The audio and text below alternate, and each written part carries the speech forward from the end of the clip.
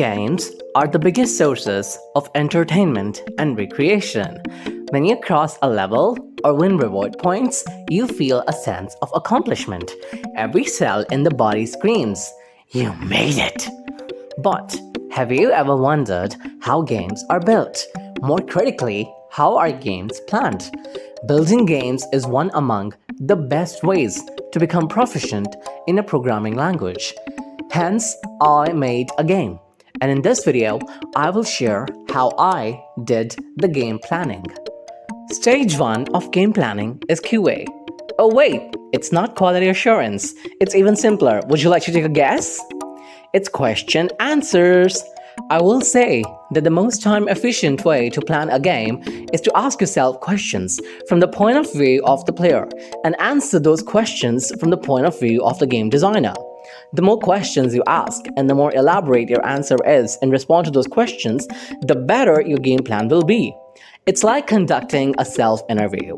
And believe me, by doing this whole self-conversation or soliloquizing according to Webster, you will reach closer to making a killer and a brilliant game plan.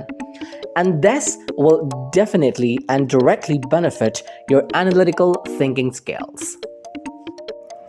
When I started game planning for the memory puzzle, my ambition was to curate as many questions as possible. Some of the earliest questions that came into my mind were, how long will the game run? What comprises of a move in this game? When can that move be classified as a correct one?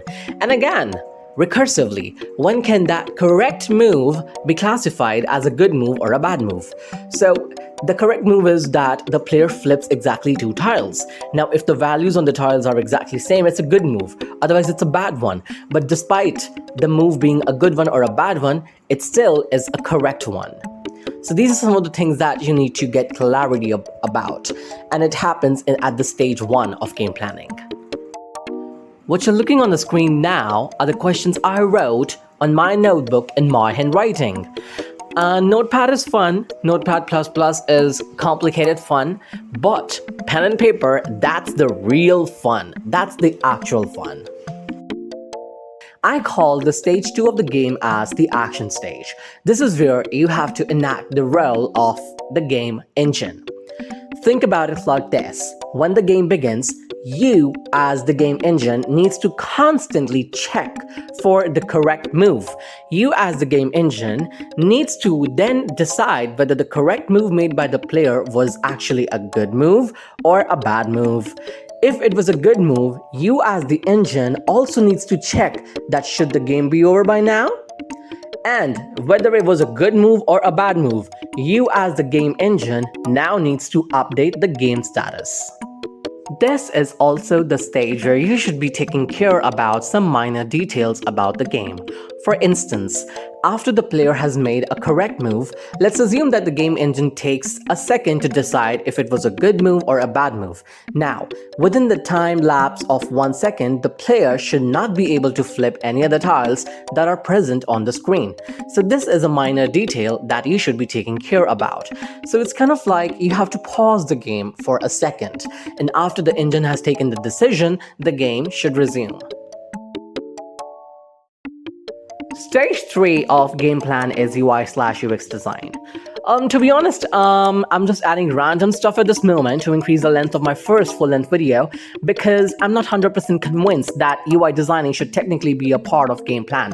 Because designing the UI of the game, the transitions between what happens between a good and a bad move, how should the game start, how should the game end, the visuals, the colors, the background, everything, it involves a whole another spectrum in itself. It is a whole another task in itself. And so that's why it involves, it should have its own like dedicated section. I'm just adding like useless words. Let's play the game now. Let's begin the session, shall we? Okay, so I remember that the swag is here now. So the tongue pop and the laugh, teeth, and I don't know what it is. I'm gonna call it saliva, hearts, tongue. I think tongue was here, isn't it? Okay, it's not the one. Hearts. I think hearts was here. Yes. So we got another match.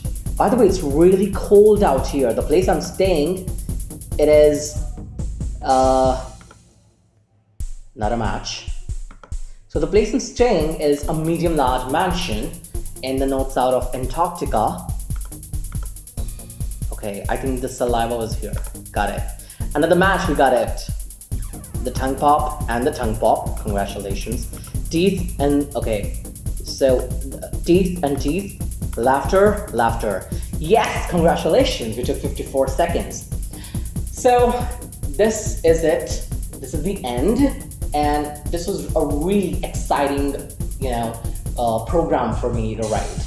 I had this idea in my mind because, of course, this is not the game that I invented. This game I have already seen in many, I don't know where, but I've seen it on the YouTube. But I wanted to program it since I am actually learning JavaScript since past few weeks. So I've been putting out animations and the things that I'm making using HTML, CSS, and JavaScript on YouTube in the form of shorts. And so this would be my very first full-length video. I wanted to share the game planning tactics or the techniques that I used. So I would like to express my gratitude to everyone who has watched this video. Thank you so much. This was my first full-length video. I've already said this 3 times.